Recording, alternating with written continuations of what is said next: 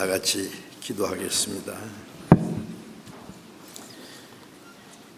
우리를 사랑하시는 자비로우신 하나님 우리 아버지, 하나님을 멀리 떠나 죄 가운데 행하던 저희를 불쌍히 여기시고 우리를 구원하시기 위해서 하나님의 독생자 그리스도를 보내주시고 우리가 받아야 될 저주와 심판을 대신 받으시고 주님이 흘리신 그 보배로운 피로 우리의 죄를 영원히 씻어주시고 다시는 심판과 저주를 받지 않게 하시고 아무 공로 없이 구원해 주신 그 크신 은혜를 감사드립니다. 우리를 하나님의 자녀로 삼아주시고 영원한 하나님 나라에 들어갈 수 있는 영광스러운 소망을 주신 그 크신 은혜를 위하여 감사를 드립니다.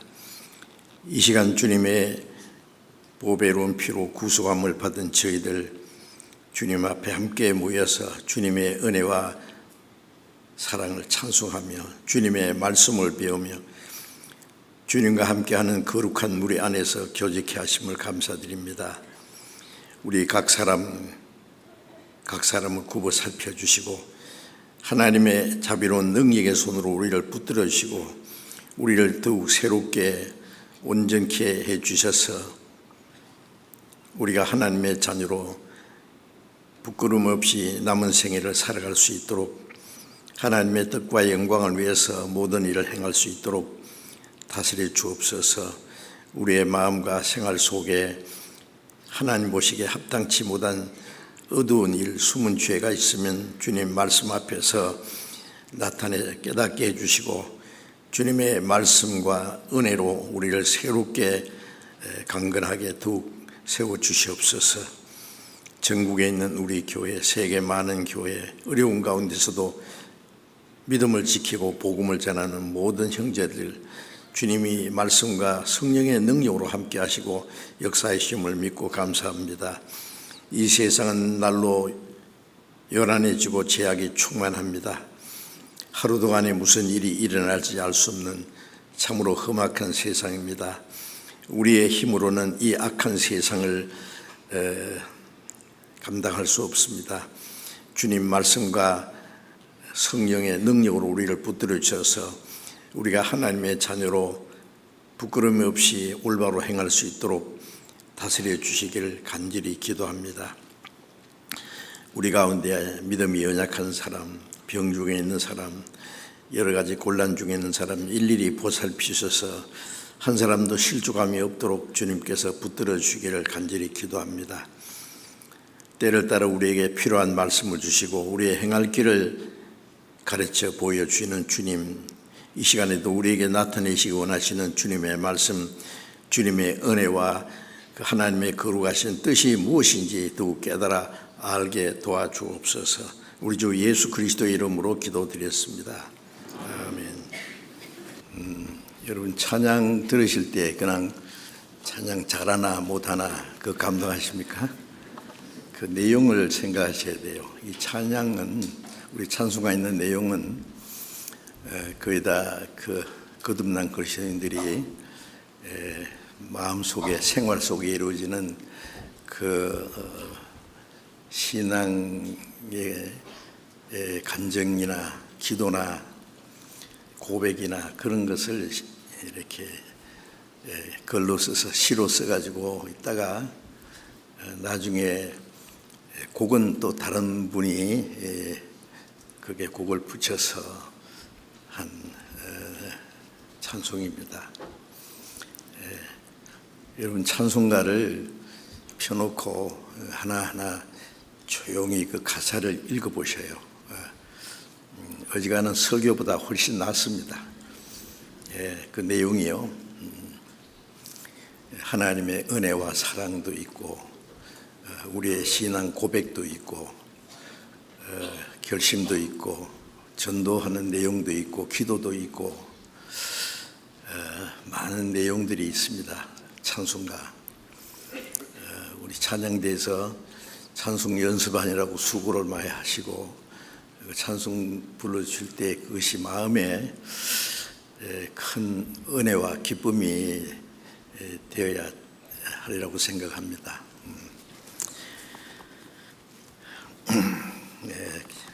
성경 말씀 베드로전서 4장을 찾겠습니다. 베드로전서 4장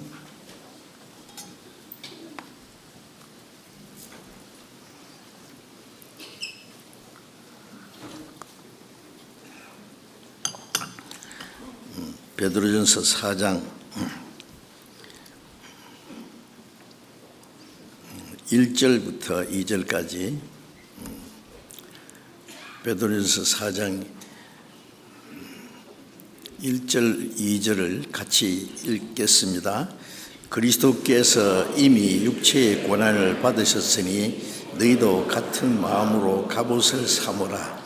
이는 육체의 고난을 받은 자가 죄를 거쳤음이니 그 후로는 다시 사람의 정욕을 좇지 않고 오직 하나님의 뜻을 좇아 육체의 남은 때를 살게 하려 함이라.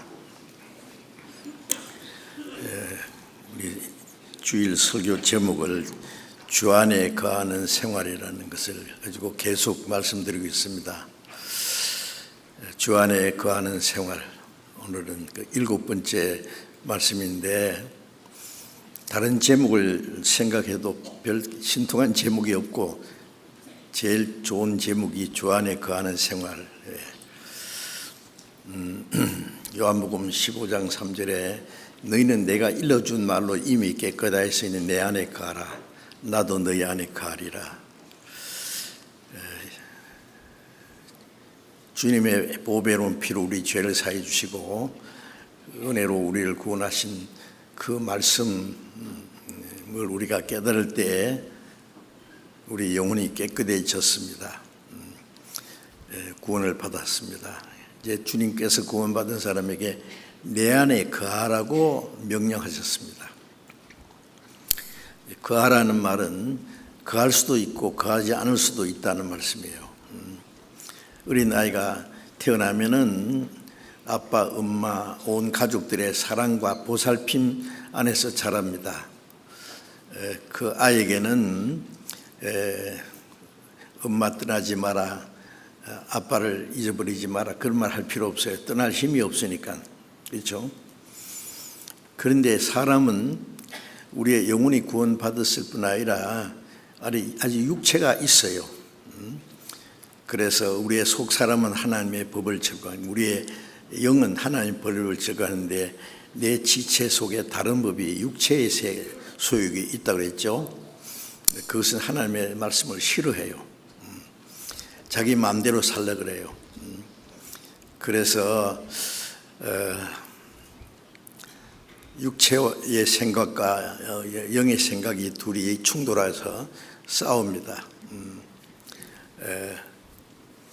육신의 생각은 하나님과 원수가 된다 그랬죠. 그래서 육신의 소욕은 성령을 거스리고 성령의 소욕은 성령이 원하시는 것은 육체를 거스리라는 이 둘이 서로 대적한다고 말씀했어요. 그래서 구원받은 사람은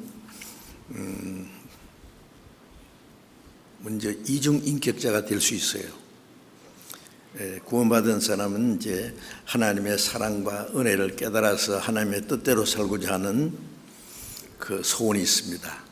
그런데 나면서부터 가진 예성품, 육신의 소욕이 있어서 그것은 하나님의 뜻대로 사는 걸 싫어하고 자기 육신의 생각대로 자기 방법대로 살기 원해요. 그래서 육신과 영이 싸웁니다. 그래 베드로전서 2장 11절에 보면은 육체의 성령의 소욕을 거스리는 육체의 소욕을 영혼을 거스려 싸우는 육체의 정욕을 제어하라. 육체의 소욕은 영혼, 구원받은 사람은 영혼은 하나님의 뜻대로 살기를 원하거든요. 싸운다 그랬어요. 그하고. 그래서 영적인 그 전쟁이 있다는 걸 아셔야 됩니다. 그래서 그 성령의 능력으로 영으로 육체의 소욕을 이기면은 살고 육체의 소욕에 영이 지면은 그 생활은 죽는다고 그랬습니다. 로마서 8장에 자세히 있어요. 그 두 싸움이 있습니다. 거기서 이겨야 돼요. 그 싸우는 시간이 너무 오래 걸리면 안 돼요. 빨리 성령의 능력으로, 말씀으로 육체를 쳐서 이기고 성령을 따라 사는 생활을 해야 됩니다. 그래서 에베소서 5장에 너희는 술 취하지 마라, 이는 방탕한 것이니 오직 성령의 충만을 받으라. 술 취한 사람은 자기 마음대로 짓거리고 막 행동을 하려고 그러죠. 제정신이 아닙니다. 술 취하면은 담대해집니다. 그래, 술 취하지 마라. 그것은 뭐 술만 취하게 했어요. 어떤 사람은 돈에 미치고 이성에 미치고 권력에 미치고 세상 별의별 것에 마음이 빼앗겨서 제정신이 아닙니다. 그래서 성령의 충만을 받으라. 구원받은 사람은 성령이 계셔요. 구원받은 사람은 하나님의 은혜로 제사함 받았다, 구원받았다, 영생 얻었다. 또 하나는 성령 받았다. 여러분, 성령이 주님의 영입니다. 그걸 몰라도 자 안에 계셔요. 말씀을 배우다가 내 안에 성령이 계시구나. 어린아이는 자기 뱃속에 뭐 심장이 있는지 간이 있는지 콩팥이 있는지 뭐가 있는지 모르잖아요. 몰라도 있어요. 나중에 이제 자라가면서 이제 인체를 배우다가 내 안에 간도 있고 콩팥도 있고 심장도 있고 무엇도 있고 그 있는 것을 압니다. 그것처럼 구원받고 나면은 그 하나님이 우리에게 주신 크신 은혜를 다 알지 못하고 분별하지 못해요. 성경을 배우는 가운데 우리 죄를 영원히 사해 주신 것도 믿고 거듭난 것을 영생 얻었다는 것도, 구원받은 사람이 영생 얻었다는 걸 모르는 사람도 있어요. 그래서 요한 1서에 보면은 하나님의 아들을 믿는 너에게 영생이 있다는 것을 알게 하기 위해서 내가 이것을 기록했다, 그런 말씀이 있어요. 그리고 또 성령이 내 안에 계시구나. 깜짝 놀라는 거죠. 주님이 내 안에 계셔요. 요한복음 14장 20절에 그날이 언제 구원을 받는 날, 우리는 너희가 내 안에 내가 너희 안에 있는 것가 아니라, 안에 있다는 것은요 그 연합입니다. 그래서 내 안에 거하라는 것은 주님과 계속해서 주님 안에 있을 것을 말합니다. 주님 안에 있다는 것은 주님의 은혜 안에, 생명 안에, 성령의 능력 안에, 말씀 안에, 주님의 다스림 안에, 주님의 보호와 인도하심 안에 있어야 될 것을 말씀하는 겁니다. 그래서 주님 안에 있다는 것은 그 내용이 아주 많습니다. 그리스도인의 생활을 전체를 주님 안에 거하는 생활이라고 할 수 있어요. 거듭난 그리스도인의 삶, 구원받은 성도들의 생활은 주 안에 거하는 생활입니다. 그래서 그것을 이제 여러 가지 면에서 우리가 말씀을 통해서 지금 배우고 있습니다. 오늘은 이제 계속해서 먼저 베드로전서 4장 1절에 그리스도께서 이미 육체의 고난을 받으셨으니 너희도 같은 마음으로 갑옷을 삼으라. 주님은 우리를 구원하기 위해서 그 거룩하신 분이, 천지를 창조하신 창조주 하나님과 동등하신 분이 사람의 몸을 입고, 예수님은 사람이 아닙니다. 하나님과 똑같은 분이에요. 동등하신 분이에요. 그래서요. 빌립보서 2장 5절에 보면 그는 근본 하나님의 본체이다. 하나님과 같은 분이다. 그런데 그 하나님과 동등됨을 취할 줄 알고 그 자리를 비워두고 사람과 같이 되었습니다. 사람의 모양으로 나타났습니다. 하나님이 사람의 모양으로 나타나신 분이 예수님이에요. 그리고 사람으로 오셨을 뿐 아니라 예수님은 왕국에서 태어나지 않고 부잣집에 태어나지 않고 아주 가난한 목수의 아들로 태어날 때에 태어날 자리가 없어서 그 짐승 우리간에서요, 구유에서 태어나셨다 그랬어요. 구유는 짐승 죽통입니다. 마구간에 그 말들이 먹는 그 여물 같은 거 있잖아요. 그걸 먹는 그 죽통 위에 예수님을 누웠어요. 태어나서 30년간 가난한 목수의 아들로 자라셨습니다. 누가 그를 보고 하나님의 아들이라고 말했겠습니까? 누가 그를 창조주 하나님이라고 상상이나 할 수 있겠습니까? 사람으로 나셨어도 아주 가난한 가운데였어요. 30년간 우리와 똑같은 사람으로서 가정생활 하시고 그 육신적으로는 상관없지만은 그 아버지 요셉을 섬기고 그 마리아 모친 마리아를 섬기고 그 효를 다했습니다. 30세가 되면서부터 집을 떠나서 공생에 예수님이 요단강에서 세례요한의 침례를 받으신 그때부터 공생에 하실 3년 반 동안 공생에 하는 중에 정처가 없었습니다. 예수님 집이 없었어요. 여도 굴이 있고 공중에 새도 거처가 있어대 인자는 머리 둘 것 없다. 정말 아무 걸도 없었어요. 낮에는 예루살렘 성전에서 혹은 광장에서 많은 사람에게 하나님의 말씀을 전파하시고, 저녁에 되면은 예루살렘에서 조금 떨어진 그 감람산에, 제가 예루살렘에 3번 갔었는데 갈 때마다 감람산에 갔었습니다. 그 감람산에 감람나무들이 있어요. 그 올리브지요. 그래서 저희들과 함께 그 주무시고 거기서 저희들과 교제를 나누시고 그랬습니다. 찬이슬을 맞으면서 주무시기도 하고, 감람산뿐 아니라 각 곳에 다니시면서 그렇게 어려운 가운데 생활하셨습니다.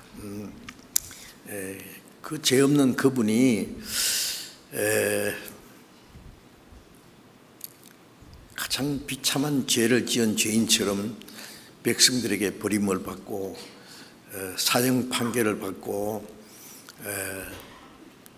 로마에서 정한 그 사형수에게 내릴 무서운 채찍에 맞고 그리고 십자가를 지고 사형장에 끌려가서 못 박혀서 6시간 동안 십자가에 매달려서 그 수치와 고통을 받고 돌아가셨습니다.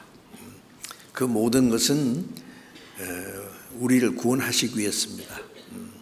그 보배로운 피를 다 쏟아서 우리의 죄를 영원히 대속하셨다 했습니다. 그리고 사흘 만에 부활하셔서 예수님이 하나님의 보내신 그리스도라 히브리 말로는 메시아, 헬라 말로 그리스도, 우리 말로 구세주입니다. 라는 것을 우리에게 믿게 해주셨어요.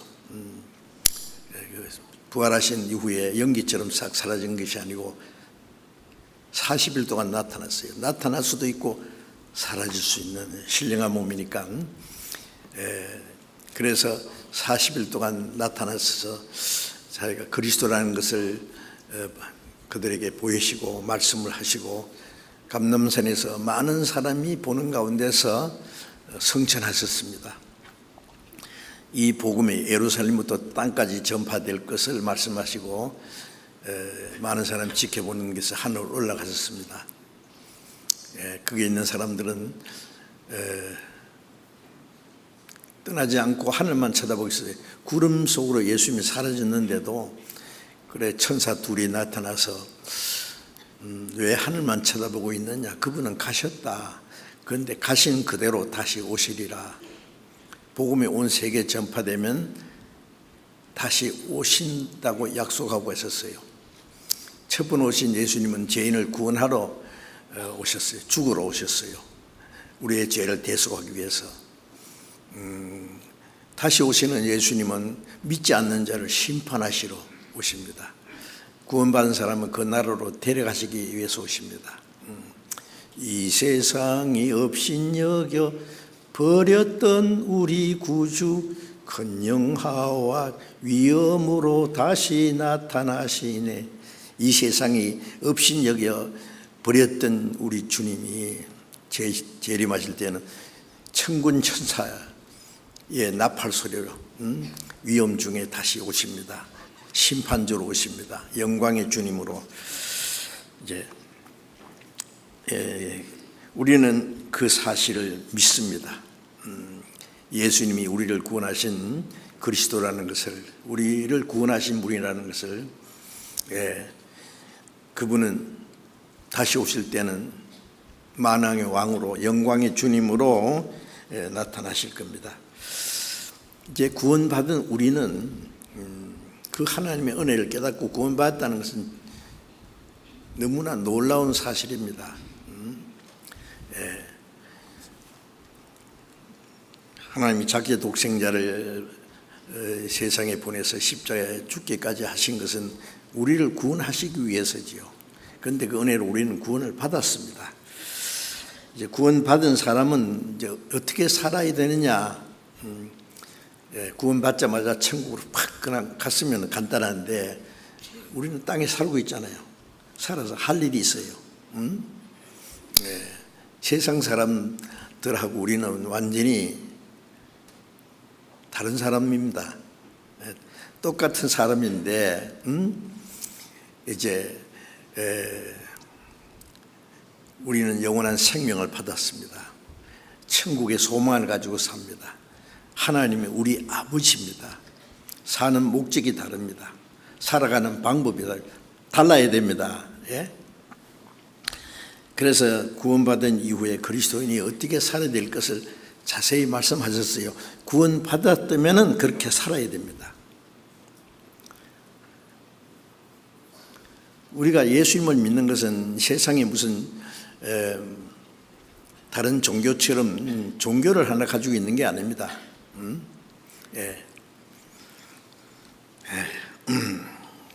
우리는 영원한 생명과 영광스러운 소망을 가지고 우주 만물을 창조하신 하나님이 나의 아버지가 되셨고, 구원받은 사람 속에 성령이 오셨어요. 성령은 하나님의 영, 그리스도의 영, 성령 같은 뜻입니다. 로마서 8장에 보면은 그런데 이제 읽은 말씀에 그리스도께서 이미 육체의 고난을 받으셨다. 주님이 이 세상에 오셔서 고난을 받으셨잖아요. 유대인들에게 미움을 받고 핍박을 받고 죄 없는 그분이 사형 판결을 받고 그 무시무시한 채찍에 맞고 십자가 지고 사형장에 끌려가서 못 박혀서 돌아가셨습니다. 6시간 동안 그 말할 수 없는 고통을 받고 예수님은 육체의 고난을 받으셨습니다. 그렇죠? 너희도 같은 마음으로 갑옷을 삼으라. 주님은 우리를 구원하기 위해서 고난을 받았고, 우리는 주님을 위해서 고난을 받습니다. 왜 주님을 위해서요? 우리 그리스도인이 해야 될 일이 있어요. 주님의 그 자취를 따라가는 겁니다. 그 주님의 자취를. 그래서 빌립보서 1장 29절에 보면은 그리스도를 위하여 너에게 은혜를 주신 것은, 우리를 구원하신 것도 그리스도를 위해서입니다. 은혜를 주신 건 다만 그를 믿을 뿐 아니라, 믿고 구원받을 뿐 아니라 그를 위하여 고난도 받게 하려 합니다. 우리가 그 은혜를 믿고 구원을 받을 뿐 아니라 주님을 위해서 고난을 받아야 된다고 그랬어요. 이제 구원받은 사람은 그리스도인으로서 고난이 있습니다. 우리가 하나님의 뜻대로 살려고 하면은 이 악한 세상에서요, 너희는 세상에 속한 자가 아니고 세상에 택함을 입은 자인 거로 세상이 너희를 미워하느니라. 우리는 세상에 속한 사람이 아니기 때문에 세상이 자기와 같지 않기 때문에 우리를 미워합니다. 또 우리는 주님의 복음을 전하는데 그걸 싫어하고 대적합니다. 그래서 우리는 하나님께 속했고 이 세상은 악한 자에게 처했다고 요한 1서 5장에도요 이 세상 전부 악한 자 마귀에게 속했고 우리는 하나님께 속했어요. 마귀는 하나님을 대항합니다. 그래서 하나님의 자녀들을 핍박합니다. 우리가 주님의 뜻대로 살려고 하면은 경건하게 살고자 하는 자는 핍박을 받으리라. 복음을 전하려고 하면은 많은 핍박이 있습니다. 제가 구원받고 지금은 이제 우리 교회가 안정이 되어 있고 저는 아주 편안하게 전도하고 있습니다. 그런데 초기에요, 그냥 성경 한 권만 들고 몇 년 동안 어디서 잠을 잤는지 뭘 먹었는지 생각이 안 납니다. 굶기도 많이 굶고 울기도 많이 울고, 그리고 전도하는 가운데 구원받는 사람이 계속 일어나니까 얼마나 누가 미워하느냐 하면 기독교인들이 핍박합니다. 마틴 루터가 캐톨릭 신부로 있다가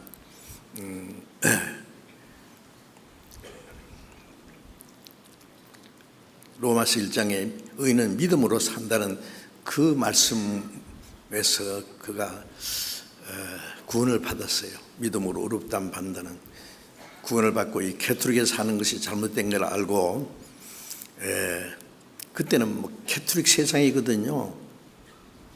교황이 로마 황제 우애가 있을 때입니다. 교황이 황제를 세울 수도 있고 폐할 수도 있는, 대단하잖아요. 그런데 그 교황을 상대해서 싸운 겁니다. 루터가 여기 그 캐톨릭이 잘못된 것을 지적하고 그러니까 루터의 신부 파문장이 내려왔습니다. 신부가 아니다가 파문시키는 거예요.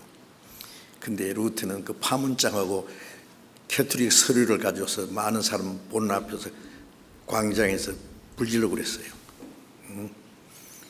그러니까 이 거대한 캐톨릭 세력과의 전쟁을 선포한 겁니다.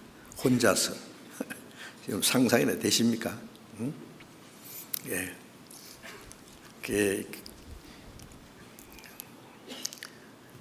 그 영어로 된 책인데요. Here I Stand라고는, 제가 신학교에서 그걸 책을 구원받기 전에 배우기도 했습니다.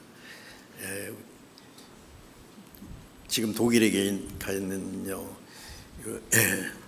우성은 목사님이 그 마틴 루터에 대해서 Here I Stand라는 그 책을 우리말로 번역을 하고 기록한 것이 있습니다. 책이 나와 있어요. 구해 읽으시면 됩니다. 루터가 그 캐톨릭을 향해서 얼마나 담대하게 싸웠는지, 루터를 죽이려고 사형 판결을 내다시피 했지만은 루터는 굴하지 않고 끝까지 싸웠고 하나님은 루터를 지켜주셨습니다.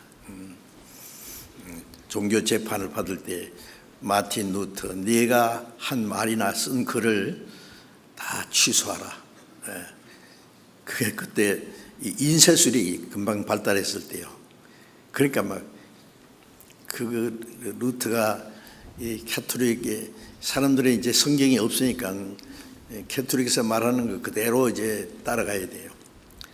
그걸 따르지 않으면은 이단이라고 해서 이단 신문서를 만들어가지고 죽입니다. 그냥. 캐톨릭에서 얼마나 많은 사람 죽인지 아세요? 화형을 시키고. 그래서 마틴 루터를 재판하려고 브룬스라는 거기서 루트를 소환했습니다. 친구들이 가지 말라 그랬어요. 가면 죽는다고. 루트는 그 부름스 회관에 지붕의 기와장의 숫자처럼 원수가 많을지라도 나는 주와 함께 가겠다. 담대히 종교재판 받으러 갔습니다. 멀리 있는 교황은 오지 않았지만 교황 대신에 추기경이 루트를 재판하고 많은 그 추기경들이 루트를 세워놓고 마틴 루터 네가 한 말이나 쓴 글을 다 취소하라 그랬어요. 루트가 하는 말이 내가 한 말이나 쓴 글이 성경에 의해서 틀린 것이 발견되기 전에는 한마디도 취소할 수 없다. 그리고 그때 한 말이 기도하면서 Here I stand. 하나님 내가 여기 서 있습니다.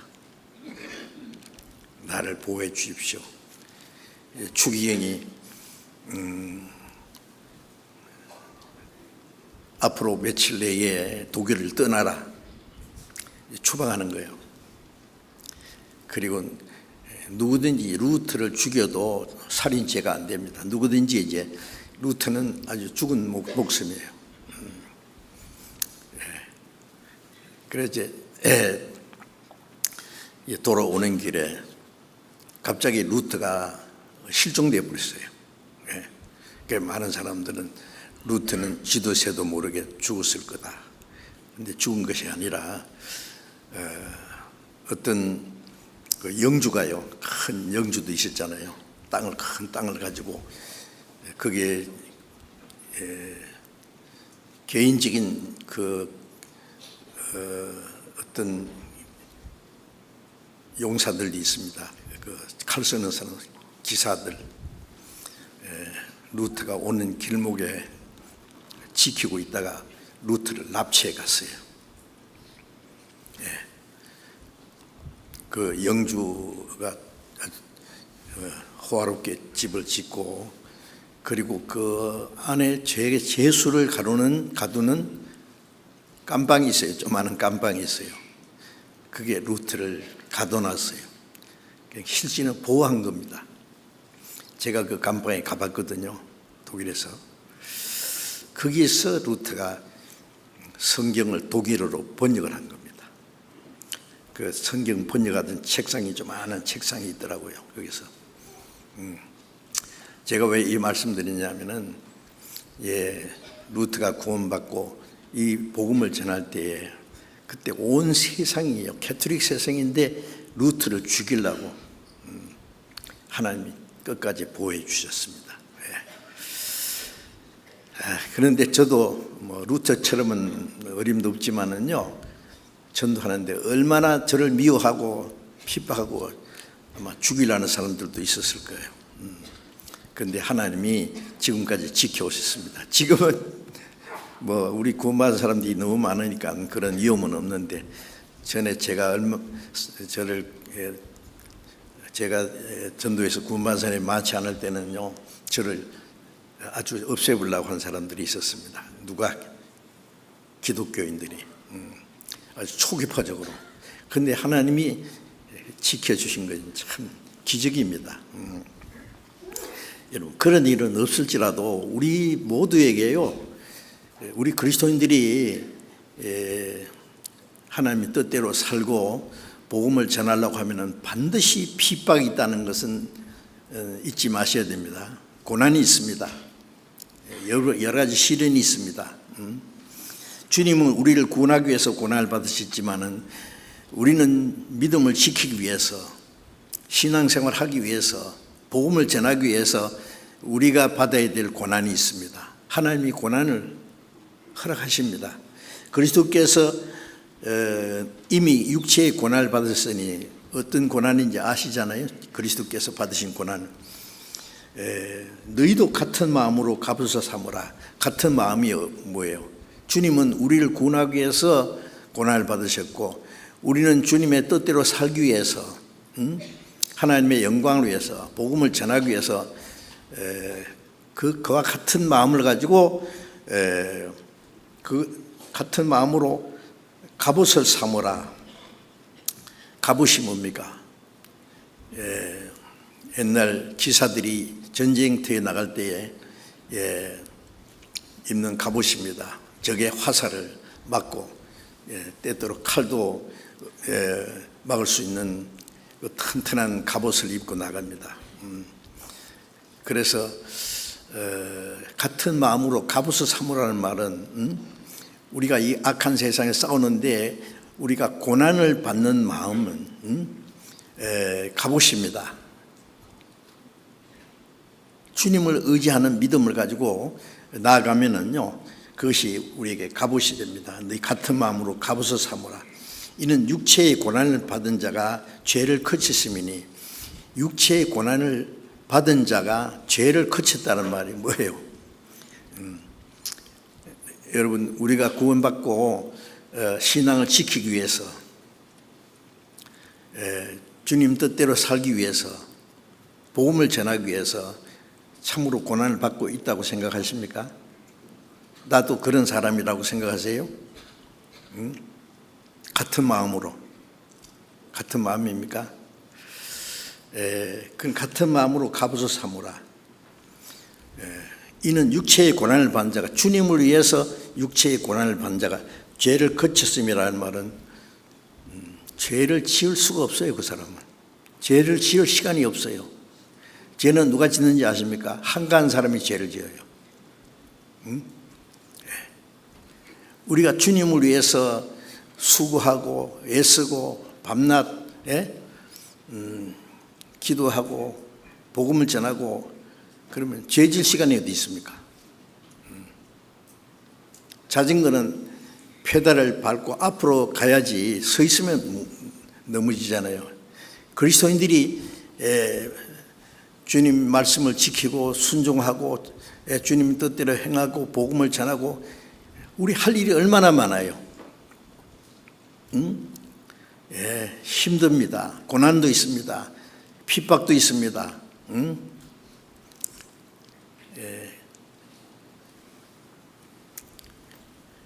주님을 위해서 고난받는 사람은 갑옷을 입은 사람과 같이 적의 화살이 우리 심장을 뚫지 못합니다. 육체의 고난을 받은 자가 죄를 그쳤다.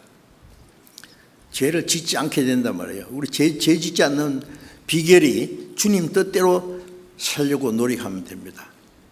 한가한 시간이 있으면은 세상 사람처럼 세상 친구를 만나고 거기에 어울릴 시간이 어디 있습니까?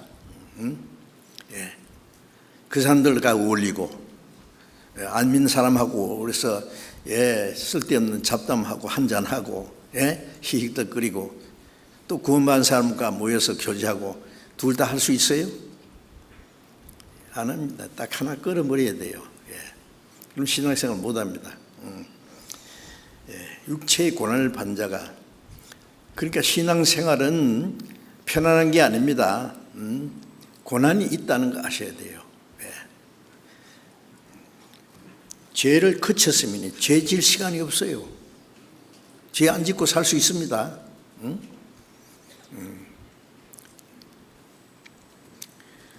그 후로는 다시 사람의 정욕을 쫓지 않고, 그 후로는 이제 구원받고 그 하나님 뜻대로 살기 위해서, 신앙생활하기 위해서 고난을 받는 사람은 죄가 끝났다. 이제 주님 뜻대로 사는 사람은 죄질 시간 없습니다.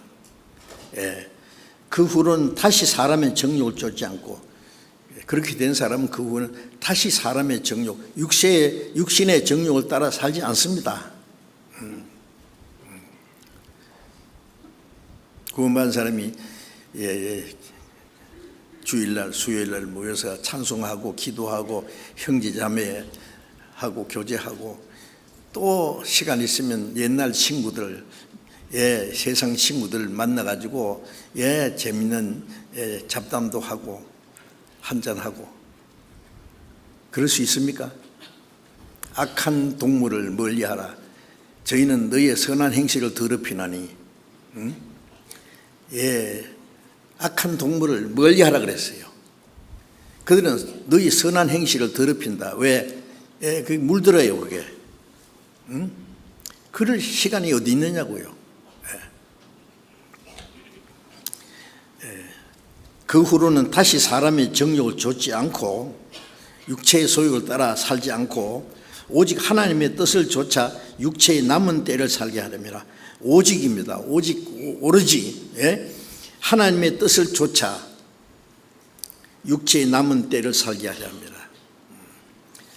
우리의 이제 육체 구원받고 주님 앞에 간 날까지 우리의 육체의 남은 때가 얼마인지 모르지만은 그렇게 많이 남지 않았습니다. 그렇죠?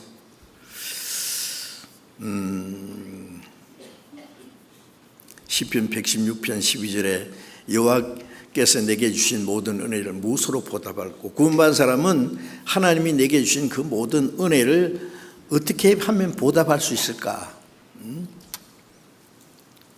주님의 은혜를 보답하기에는 너무나 연약합니다.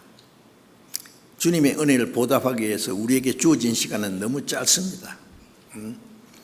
사실은 하나님의 독생자가 나 같은 죄인을 구원하기 위해서 십자가 죽기까지 하셨는데, 나는 주님을 위해서 100번 죽어도 은혜를 다 못 갚습니다. 예?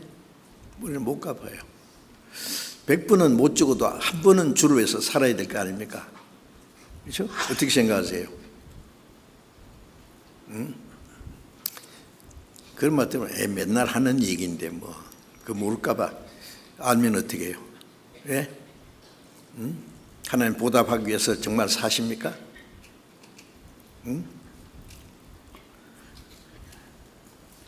세상 말로 장난치는 겁니까? 우리가? 예? 주님은 우리를 구원하기 위해서 자기의 목숨을 버렸습니다. 사도들은 이 복음을 전하기 위해서 다 죽었습니다.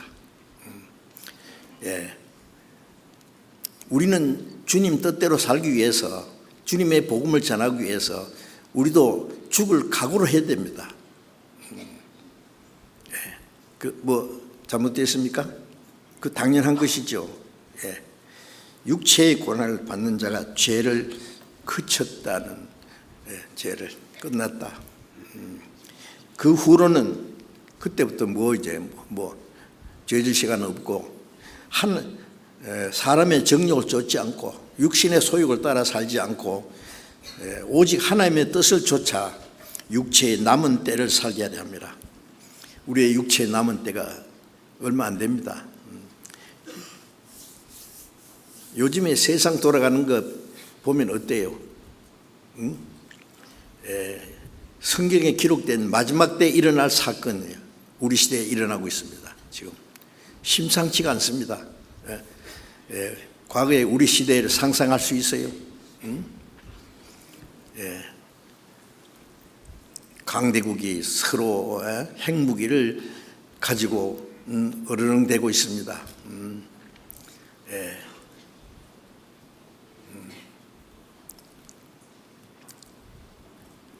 오늘 신문인가 어제 신문인가 거기에 가자 지구에 하마스가 이스라엘을 공격했잖아요. 처음에 공격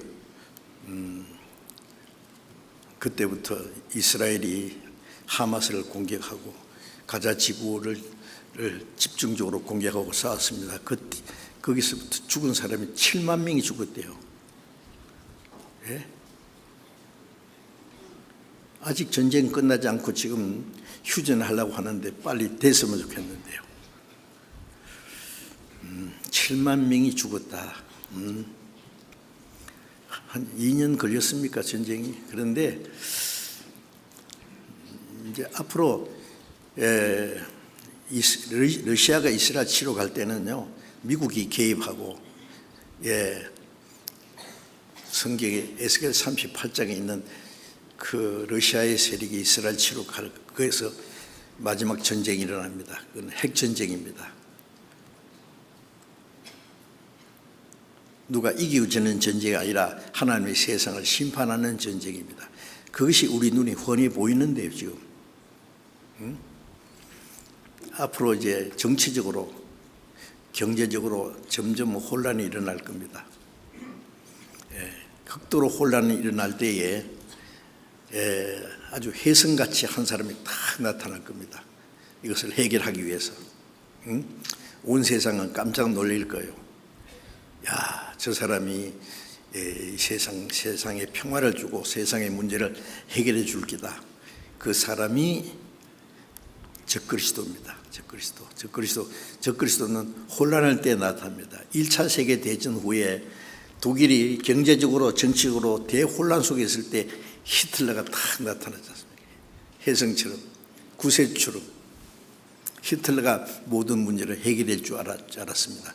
그래서 온 국민들이 막 미쳐가지고 하이 히틀러. 그런데 그 히틀러 때문에 독일이 망했습니다. 자, 이제 우리는 이제 어떤 한 나라에 속한 것이 아니라 세계적인 사건이 일어날 조짐이 보이고 있습니다.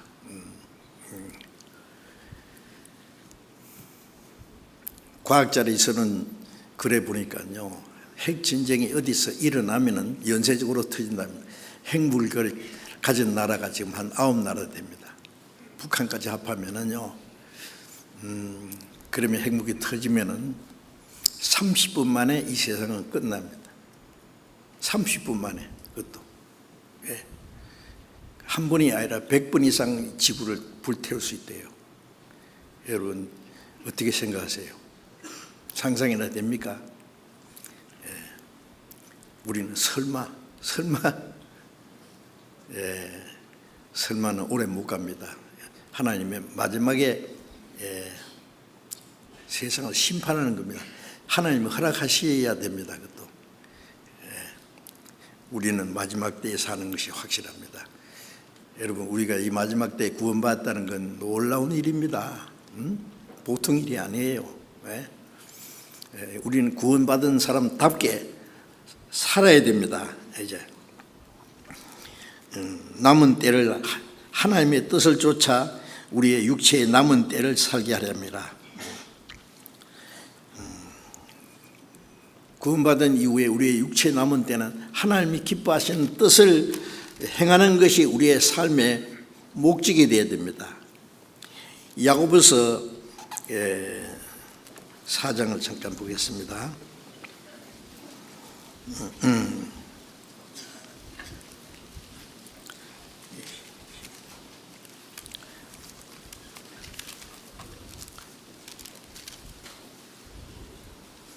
야고보서 4장 15절 같이 읽어봅시다. 너희가 도리어 말하기를 주의 뜻이면 우리가 살기도 하고 이것저것을 하리라 할 것이오늘 16절 이제 너희가 허탄한 자랑을 자랑하니 이러한 자랑은 다 악한 것이라.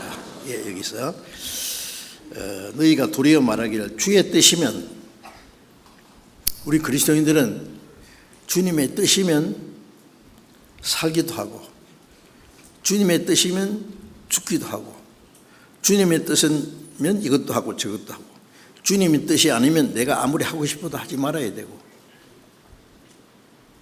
왜? 주의 뜻이면 우리가 살기도 하고 주의 뜻이면 이것도 하고 저것도 하고 주님의 뜻이면 죽는 게 주님의 뜻이면 죽어야죠. 예수님이 십자가에 죽으시기 전날 밤에 기도가 뭡니까? 아버지, 이 잔을 내게서 지나가게 하옵소서. 예수님 앞에는 십자가 고난의 잔에 놓여 있어요. 인간이 당할 수 있는 최고의 수치와 고통입니다. 예수님은 우리와 똑같은 육체를 가졌어요.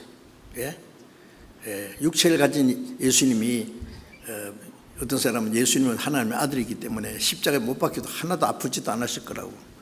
아닙니다. 우리가 똑같습니다. 예수님은 울기도 하시고 슬프하고 배도 고시고 매를 막으면 아프기도 하고 우리 똑같은 사람이라니까. 그 인간이 당할 수 있는 최고의 수치와 고통을 받는데요, 예수님은 할 수만 있으면, 내가 십자가에 죽지 않고도 될 수 있으면 이 잔을 내게서 지나가게 하옵소서. 그 잔이 예수님이 안 마시고 지나가면 우리가 다 마시고 지옥으로 가야 됩니다. 그러나 내 뜻대로 마옵시고 아버지의 뜻대로 하옵소서. 십자가의 그 수치와 고통이 내가 받는 것이 하나님의 내 아버지의 뜻이면 아버지의 뜻대로 하옵소서. 아버지의 뜻이기 때문에 아버지의 뜻에 복종했어요. 빌립보서 2장 8절 보면 죽기까지 복종했으니 곧 십자가에 죽으시며 죽기까지 하나님의 뜻에 절대 복종했습니다. 그래서 우리는 주님의 뜻이면은 살기도 하고 죽기도 하고 이것도 하고 저것도 하고, 주님의 뜻이 아니면 기도해보고 주님의 뜻이 아니면 하지 말아야 됩니다. 주님의 뜻인지 아닌지 잘 분별하고요. 예? 그 신앙생활은 비장한 겁니다. 자기 마음대로 살다가 주일날 되면은요 다 챙겨 입고 가서 목적건 다해서 찬송 부르고 설교 감상하고 헌금 몇 푼 하고 또 나오면은 마음대로 살고. 하나님 놀립니까? 네? 그게 신앙생활이 되겠어요? 예. 우리가 주일날 모이면은 기도하고 찬송하고, 교회라는 그 한 문자에 보면 가르칠 교자 모일 해자입니다. 가르침 받기 위해서 모이는 게 첫째입니다. 하나님 말씀의 가르침을 받고 가르침대로 살라고.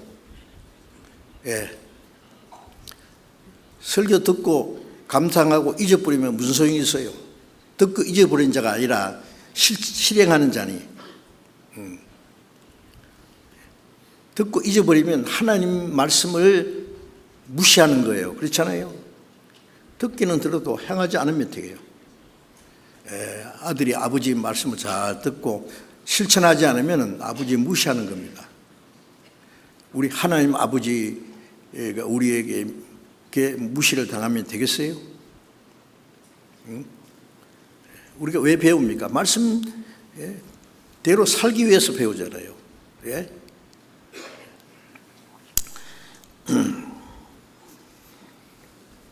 로마서 12장을 잠깐 배웠습니다. 로마서 12장.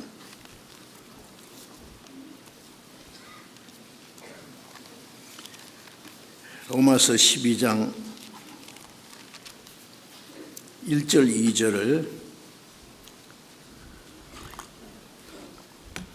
제가 읽겠습니다. 그러므로 형제들아, 내가 하나님의 모든 자비하심으로 너희를 권하노니 너희 몸을 하나님이 기뻐하시는 거룩한 산 제사로 드리라. 이는 너희의 드릴 영적 예배니라. 너희는 이 세대를 본받지 말고 오직 마음을 새롭게 함으로 변화를 받아 하나님의 선하시고 기뻐하시고 온전하신 뜻이 무엇인지 분별하도록 하라.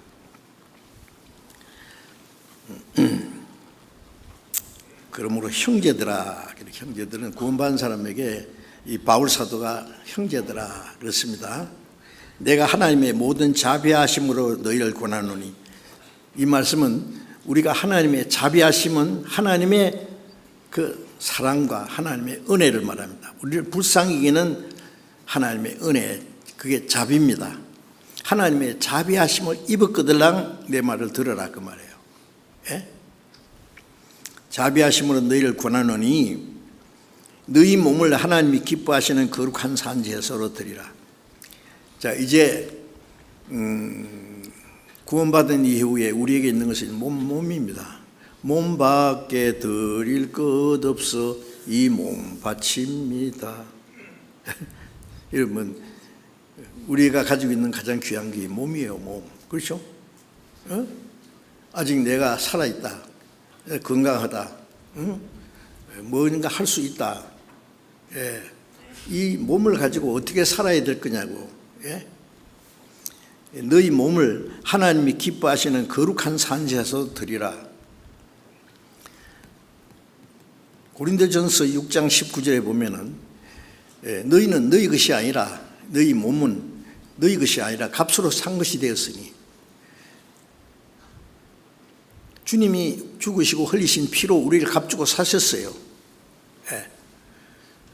고린도전서 7장 23절에 너희는 값으로 산 것이 되었으니, 다른 번역에 보면 비싼 대가로 샀으니 사람들의 종이 되지 마라. 얼마나 비싼 값으로 샀어요. 주님의 보배로운 피로 내 영혼도 몸도 값주고 샀어요. 그러니까 너희 것이 아니다. 누구 거예요? 주님 겁니다. 살든지 죽든지 주님 뜻대로 너희 몸으로 오직 너희 몸으로 하나님께 영광을 돌리라. 이제 구원받은 사람은 우리의 몸도 영혼도 하나님의 영광을 위해서 이 땅에 남아 있어요. 소속감을 정확하게 해야 됩니다. 내 거 없어요. 내 거 어디 있어요? 내 것이. 주님이 우리가 비싼 값으로, 우리는 지옥 갈 죄인인데 주님이 비싼 값으로 우리를 그래서 빼냈잖아요. 노예가 끌려가서 죽기까지 종로를 할 텐데 어떤 비싼 값으로 사가지고 당신 자유입니다. 그러니까 당신 마음대로 사신 건 아닙니다. 내가 당신의 종입니다. 그러니까 내가 당신 종 삼으려고 산 거 아니에요. 제 마음대로 사세요. 아닙니다. 나는 당신의 자유종이죠. 스스로. 우리는 주님이 우리를 억지로 종을 삼은 게 아니라 스스로 주님의 종이 됐어요. 그래서 갈라디아 1장 10절에 보면 바울 사도가 내가 사람에게 기쁘게 하랴, 사람에게 좋게 하랴. 내가 이제까지 사람에게 기쁨을 구하면 그리스도의 종이 아니라 자기를 기쁘게 하는 것도 아니고 다른 사람을 기쁘게 하는 것도 아니고 오직 주님을 기쁘게. 왜? 주님의 종이기 때문에. 그래서 너희 몸을 하나님이 기뻐하시는 거룩한 산제사로 드리라. 이 몸입니다. 이 몸. 몸을 하나님이 기뻐하시는 거룩한 산제사. 하나님이 기뻐하시는 거룩한 산제사.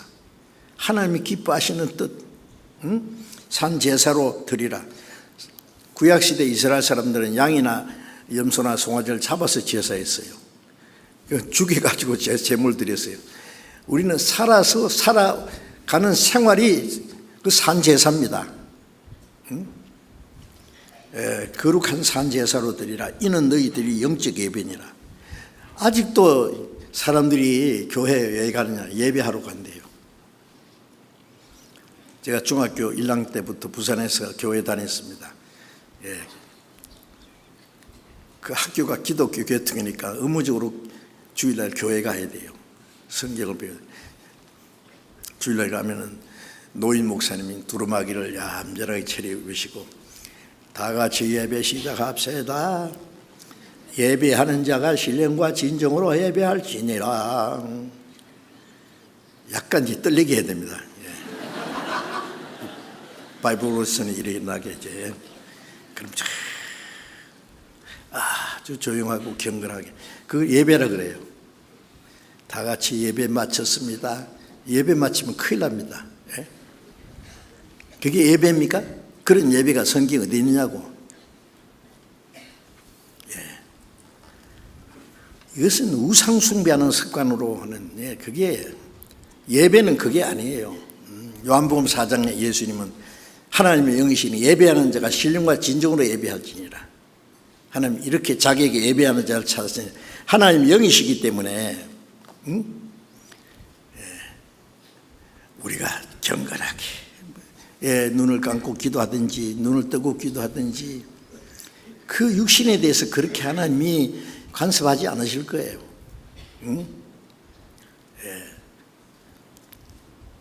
하나님은 영이시니 예배하는 자가 신령과 진정으로 예배하지라. 신령과 진정은 성령과 진리입니다. 성령을 구원받은 사람들이 구원 안 받은 사람은 예배할 수도 없어요. 구원받은 사람은 성령이 없어서 성령을 따라 진리 가운데 살면 그 생활 전부가 하나님께 예배입니다. 로마서 12장 1절에 너희 몸으로 하나님이 기뻐하시는 거룩한 산제사로 드리라. 하나님의 뜻대로 살아가는 모든 것이 산제사예요. 이것이 너희들이 영적 예배니라. 영적 예배입니다. 그 예배는 예배 시작합시다, 예배 마쳤습니다가 아니고 우리 생활 전부가 예배가 돼야 돼요. 우리의 말하는 거, 행동하는 거, 생각하는 거, 그 하나님 기쁘시게 하는 모든 것들이 하나님이 기뻐하시는 산 제사입니다. 영적 예배. 그렇죠? 응? 예배한다고 경건하게 해놓고 예배 마쳤습니다 그러고 그때부터 마음대로 살아요? 하나님의 우상단지입니까 그렇게?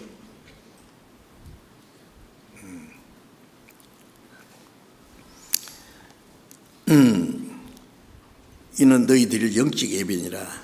너희는 이 세대를 본받지 말고 이 악하고 음란한 세대를 본받지 말라는 건 닮아가지 마란 말이에요. 응? 본받지 말고 오직 마음을 새롭게 함으로 변화를 받아. 구원받은 사람은 새롭게 변화를 받아야 돼요. 고린도서 5장 17절에 누구든지 그리스도 안에 있으면 새로운 피조물이라. 그리스도 안에 있다는 건 구원받은 사람은 새로 지음받은 사람이에요. 새로운 피조물이라. 이전 것은 지나갔으니 보라 새 것이 되었도다. 이전에 구원받기 이전에 그 죄 가운데 살던 생애는 지나가고 보라 새 것이 되었도다. 보라 봅시다. 볼 수 있어요? 보란 듯이 살아야 돼요. 응? 저는 결혼 주례를 많이 했는데 결혼 인사 온다더니 결혼한 사람에게 말합니다. 이제 우리 형제 자매들은 그리스도인으로서 하나님의 뜻과 영광을 위해서 살기 위해서 결혼한 것이 결혼의 목적입니다. 두 사람이 잘 먹고 잘 살고 재미있게 사는 것이 목적이 아니라 하나님의 영광을 위해서 사는 것이 목적입니다. 구원받은 그리스도인은 이렇게 살아야 된다. 그래서 보란 듯이 살아보라고. 요즘에 우리 형제 자매들 결혼하고 정말 잘 사는 것이라고 잘 살고 있다고 생각합니다. 보란 듯이. 부끄럽게 하지 말고 보란 듯이. 이전 것은 지나갔으니 보라 새 것이 되었도다. 새 하늘과 새 땅에 들어가려면 새 사람이 되어야 됩니다. 아닙니까? 교회당 다니는 것이 다릅니까? 크리스찬이라는 이름 얻은 것이 다릅니까? 크리스찬은 크리스찬인데 잘못하면 가짜 크리스찬이 됩니다. 아세요? 성경의 그리스도인이 어떤 사람인데요?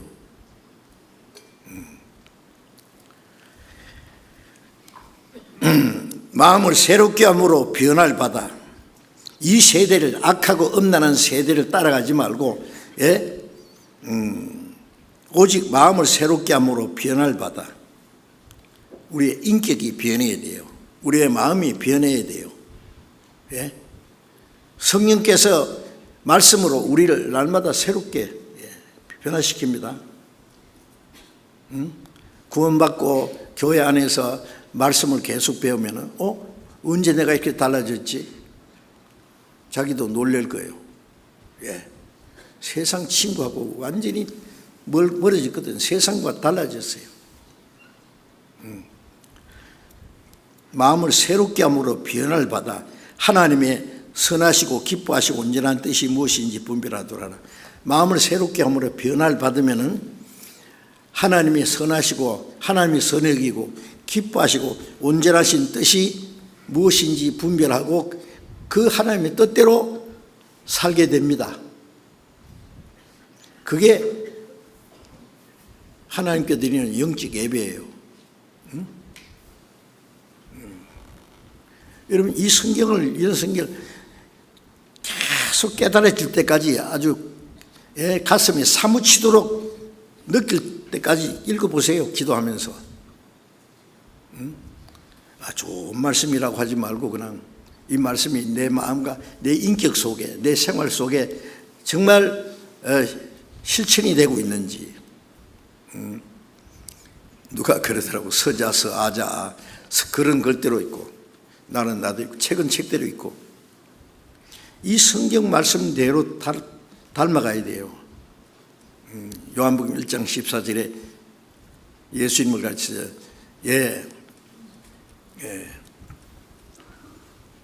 말씀이 육신이 되어 우리 가운데 거하시며, 말씀은 하나님입니다. 하나님이 육체를 입고 우리 가운데 거하시며 우리가 그 영광을 보니 아버지의 독생자의 영광이요 은혜와 진리가 충만하더라. 예수님 안에는 은혜와 진리가 충만한 말씀이신 그 하나님이 육체를 입고 오신 분이에요. 예수님의 생활 전부 하나님의 말씀이 실행되는 거예요. 그게 말씀이 육신이 되는 거예요. 예? 우리도 구원받고 나서는 신앙이 성장하면은요, 이제 우리도 말씀이 육신이 되어야 됩니다. 말씀이 내 생활 속에 그대로 실천되어야 됩니다. 예? 성경은 배우기만 하고 알기만 하고 실행하지 않으면은 그 무슨 소용이 있느냐고요, 그게. 깨달아가지고 우리의 마음과 생활 속에 실천하기 위해서, 지켜나가기 위해서 성경 배우는 것이 아닙니까?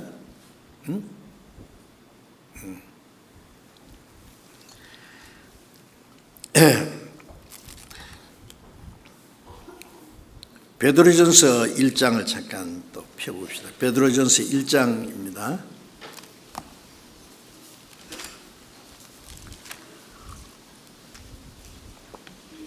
베드로전서 1장 5절부터 베드로전서 1장 5절부터 1장 5절부터 7절까지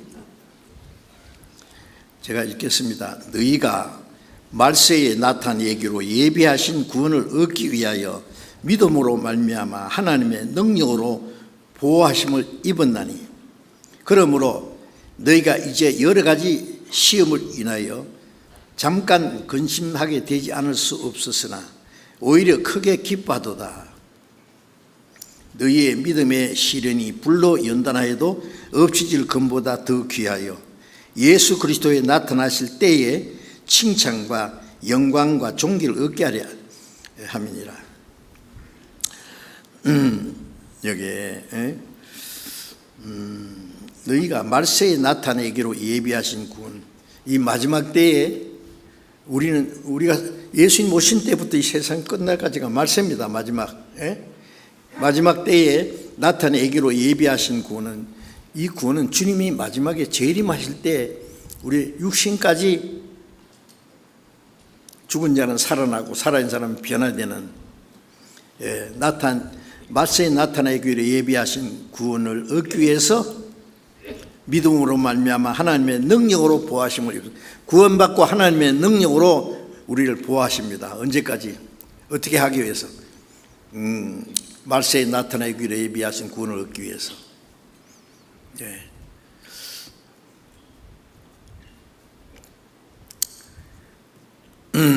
우리는 주님이 오셔서 우리의 육신이 죽은 사람이 살아나고 우리는 살아서 주님을 맞이할 수 있는 시대에 사는 것 같아요. 에녹처럼.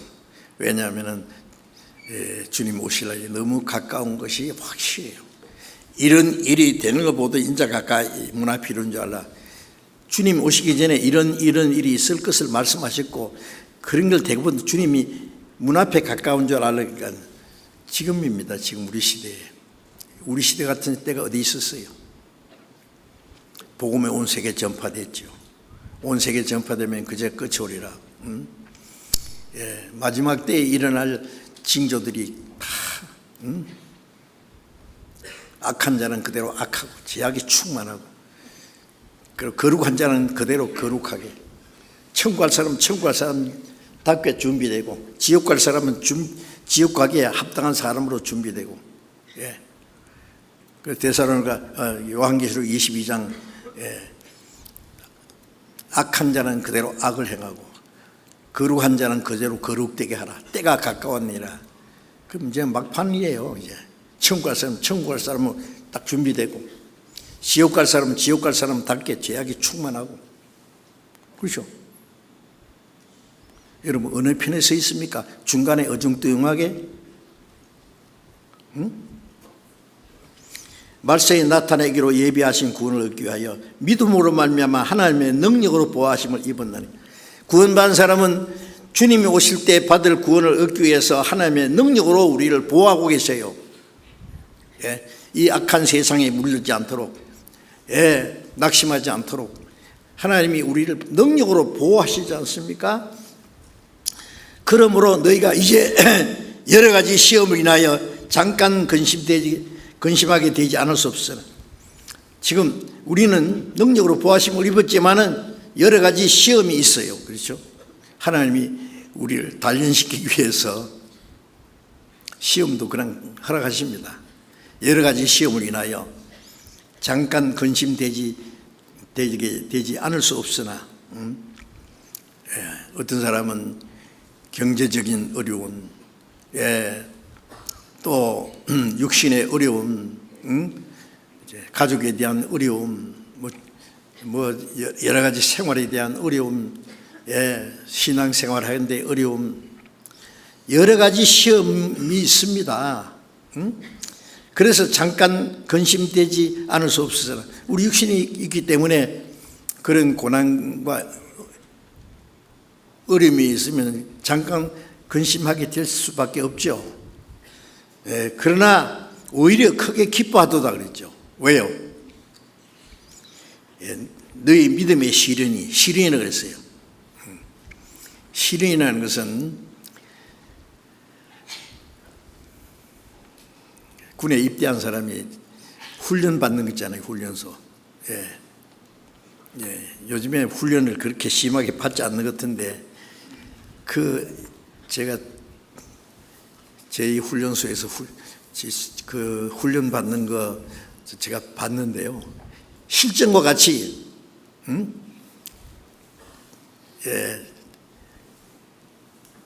위에다 철점 같은 걸 쳐놓고 요만큼밖에 안 돼요. 그 밑으로 기어가야 돼요. 그 위에는 기관총으로 막 쏴야 돼요. 실제 기관총입니다. 머리 들다가 맞 죽어요. 훈련하다가 잘못하면 죽습니다. 큰 진탕을 이렇게 기어가야 되고, 배고플 때도 있고, 얼마나 고된 훈련을 받아요. 그리고 막 특공대원들은요, 저 비행기 싣고 가서 낙하산으로 저 정글에다 떨어뜨린대요. 아무것도 없는 데서. 풀도 뜯어먹고 뱀도 잡아먹고 개구리도 잡아먹고 살아남아야 돼요. 그러면 보통 사람이 당할 수 없는 굉장히 힘이 난대요. 특별한 사람입니다. 그런 사람들은 특공대원. 그래서 하나님이 우리를 믿음의 시련이라고 했어요. 우리를 단련시킵니다. 그래서 어떤 어려움도 이길 수 있도록. 믿음의 시련이 불로 연단해도 없어질 금보다 더 귀하여.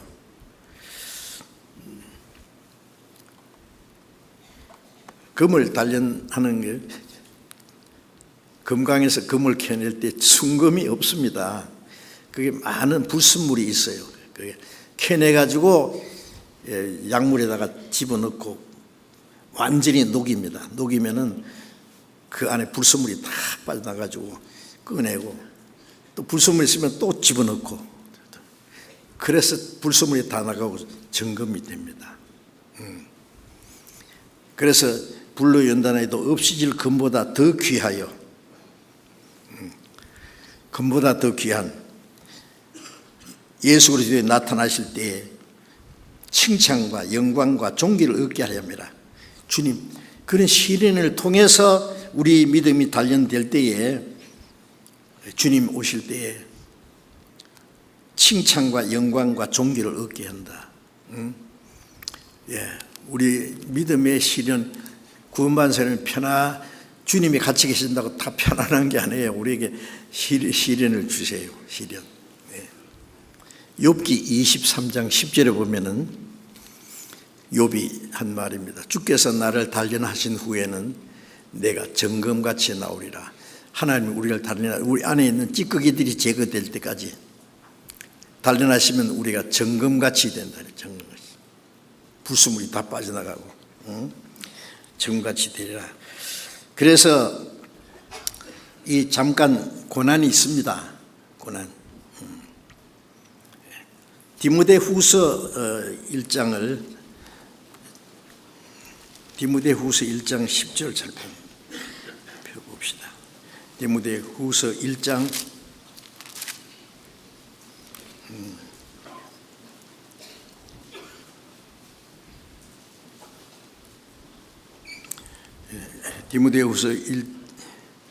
2장 10절입니다. 죄송합니다. 2장 10절.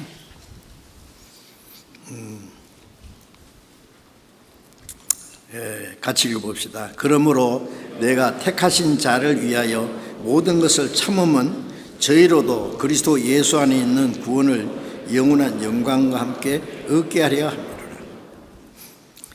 바울 사도는 유대인으로서 이방인의 사도가 된 사람이에요.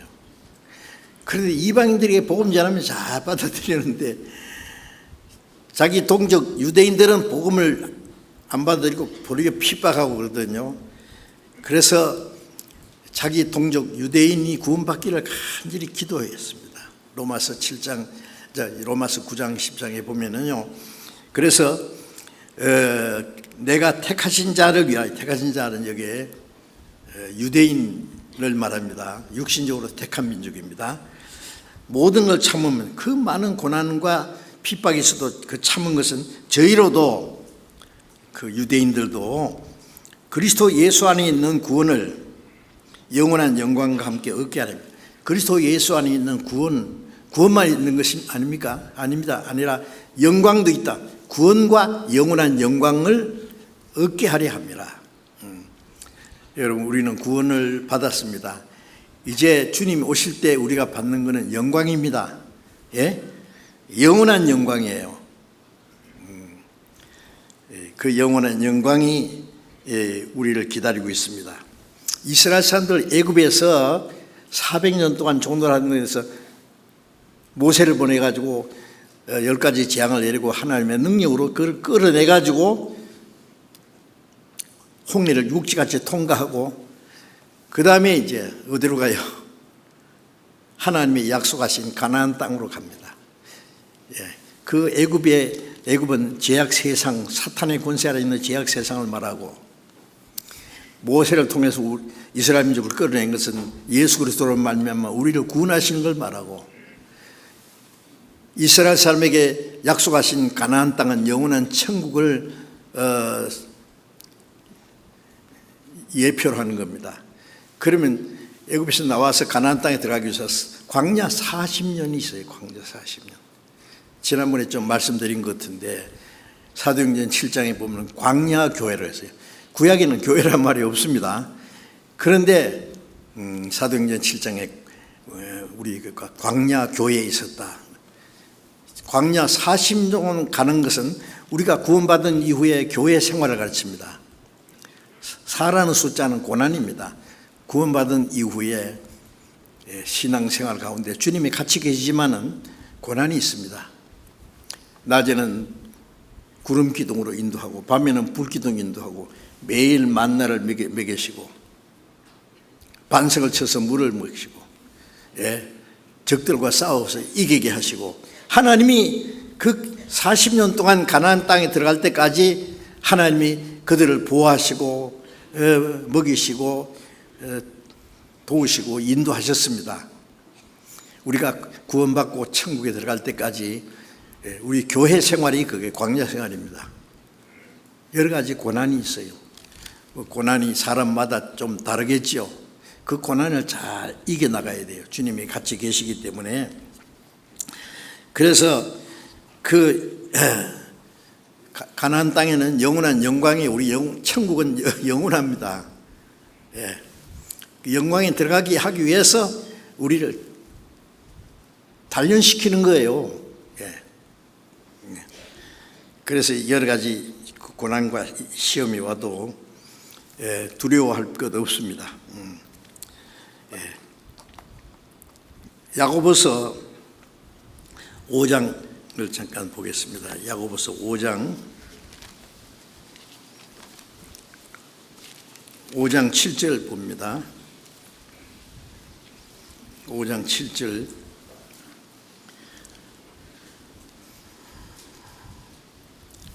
같이 읽어봅시다. 그러므로 형제들아 주의 강림하시기까지 길이 참으라. 보라, 농부가 땅에서 나는 귀한 열매를 바라고 길이 참아 이른 비와 늦은 비를 기다리나니. 8절 너희도 길이 참고 마음을 굳게 하라. 주의 강림이 가까우니라. 형제들아 주님의 주의 강림하시기까지 길이 참으라. 왜 길이 참아야 돼요? 여러 가지 시련과 고난이 있어요. 주님 오실 때까지 길이 참으라. 농부가 가을에 열매를 바라고 길이 참아 이른 비와 늦은 비를 기다리나니 너희도 길이 참고 마음을 굳게 하라. 주의 강림에 가까우니라. 이 말씀 보면 주의 강림이 가까우니라는 우리 시대에 가장 적합한 말씀이에요. 우리는 정말 주님이 오실 날이 가까운 때를 살고 있습니다. 또 성경 한 절만 더 봐야 되겠어요. 히브리서 5장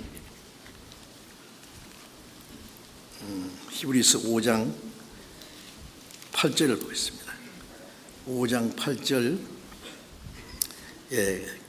같이 읽겠습니다. 그가 아들이시라도 받으신 고난으로 순종함을 배워서 온전하게 되었은즉 자기를 순종하는 모든 자에게 영원한 구원의 근원이 되시고, 그가 예수 그리스도를 말합니다.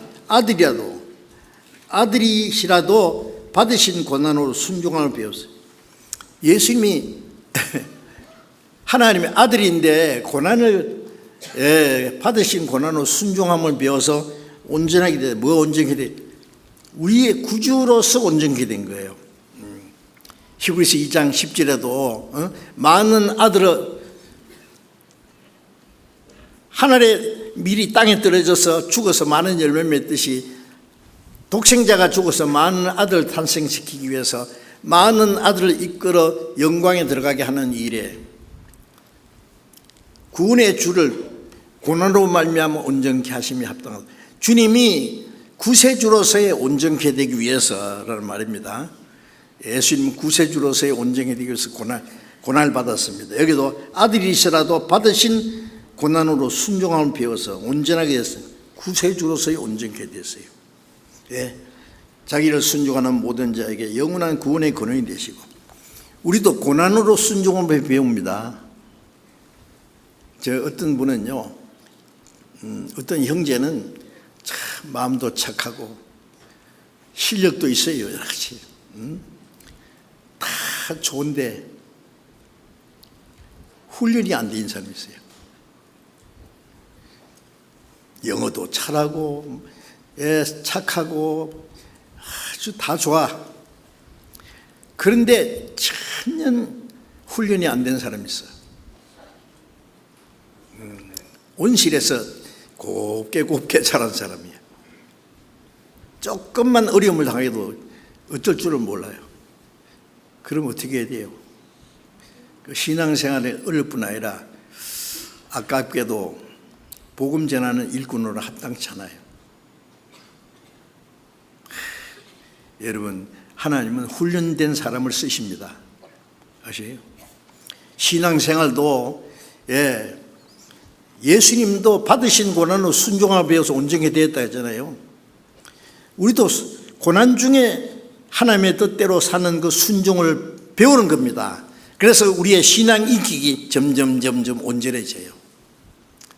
예수님도 고난으로 순종을 배웠는데 사도들은 얼마나 많은 고난을 받았습니까? 신앙생활 하는데 고난이 없다고요? 있어요. 그런데 주님이 같이 계셔서 그 고난을 이기게 하세요. 우리를 단련시키는 거예요. 그 영원한 영광에 들어가게 합당한 사람이 되기 위해서. 영광은 고난을 통해서 영광에 들어가는 겁니다. 아시겠죠? 그래서 우리가 구원받은 이후에 하나님 나라에 들어갈 때까지 광야 생활처럼 교회 생활 속에 많은 고난이 있습니다. 개인적으로 또 교회적으로 많은 시련과 고난이 있지만 거기 주님이 같이 계셔서 우리를 도와주셔서 우리를 단련시키고 온전케 하세요. 그 영광에 들어가기에 합당한 사람으로 우리를 세워주시는 겁니다. 그래서 이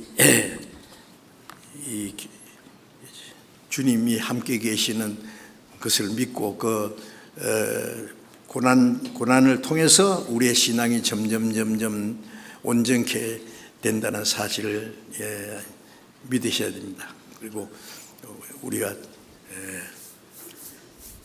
말로만 하나님의 자녀가 아니고 말로만 그리스도인이 아니고 실제로 하나님의 자녀답게 그리스도인에서 새 사람답게 살아야 됩니다. 이스라엘 백성들 애굽으로 돌아가는 사람 다 죽였어요. 아십니까? 광야에 가지만은 애굽으로 돌아가겠다고 애굽을 그때가 좋았다고 그 사람들 계세요. 광야에 40년 다 죽었어요. 그리고 새로 태어난 사람들, 그거는 뭘 말합니까? 그 사람들이 가나안 땅에 들어갔는데 이 새로 태어난 거듭난 사람, 정말 새 사람으로 된 사람, 하나님 말씀에 순종하는 사람들만 남아서 천국에 들어갈 겁니다. 중간에 낙오자가 돼서는 안 됩니다. 같이 기도하겠습니다. 자비로우신 우리 아버지 하나님, 하나님을 멀리 떠나 죄 가운데 행하던 저희를 불쌍히 여기시고 사랑하셔서 우리가 받아야 될 저주와 심판을 주님이 대신 받으시고 아무 공로 없이 구원해 주신 그 크신 은혜에 감사드립니다. 이제 구원받은 저희들 남은 생에 하나님 나라에 들어갈 때까지 주님이 우리를 보호하시고 지키시고 인도하시고 다스려 주심을 믿고 감사드립니다. 하나님 나라에 들어갈 때까지 우리의 남은 생에 주님이 친히 지키시고 인도해 주셔서 우리 중에 한 사람도 낙오자가 없도록 인도해 주옵소서. 주님 다시 오실 날이 너무나 가까운 이때에 우리가 거룩하게 구별되어서 하나님 아버지께 영광을 돌리고 하나님의 자녀로서 마땅히 행할 일을 우리의 삶을 통해서 나타낼 수 있도록 인도해 주옵소서. 우리 주 예수님 이름으로 기도드렸습니다.